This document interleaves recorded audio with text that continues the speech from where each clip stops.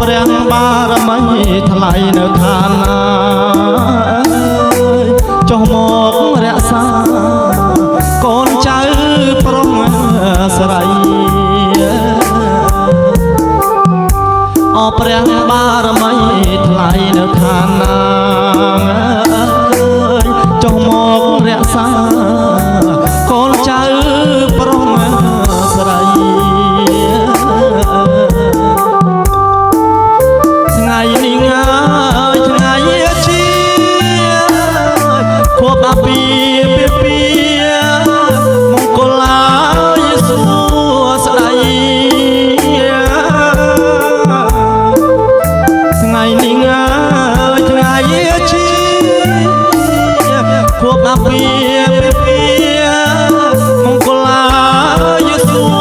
ស្ដីរកទទួលទានមានបានសេរីភរិយាស្វាមីសូមពរជ័យយារកទទួលទានមានបានសេរីភរិយាស្វាមី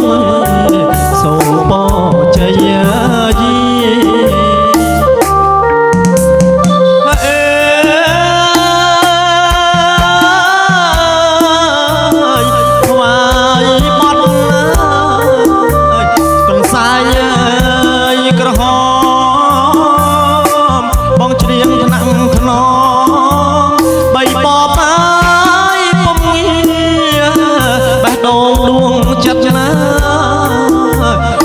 ស្និទ្ធណាអភ័ក្រយា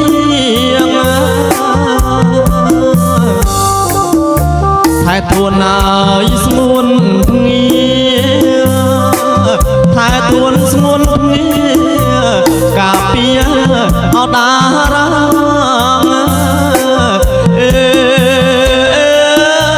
ការពារអដារា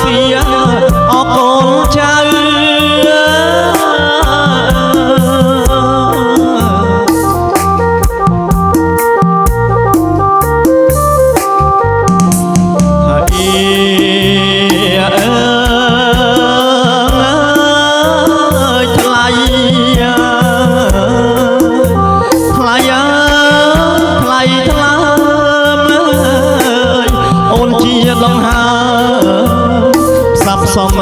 យចិត្តប្តីកាន់តែស្នេហ៍ស្និទ្ធណាអាណិតណាយប្រណី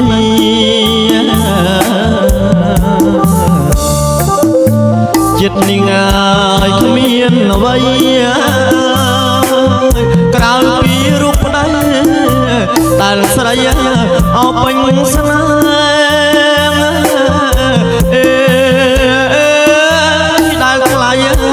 អពេញស្នេហ៍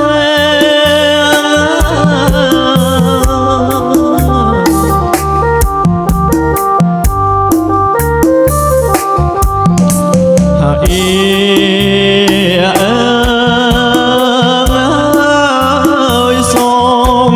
យាងបារមីលោកគ្រូតូចម្ចាំងខ្ញុំបារមីលោកគ្រូធំលោកអើយលោកបារមីលោកគ្រូធំ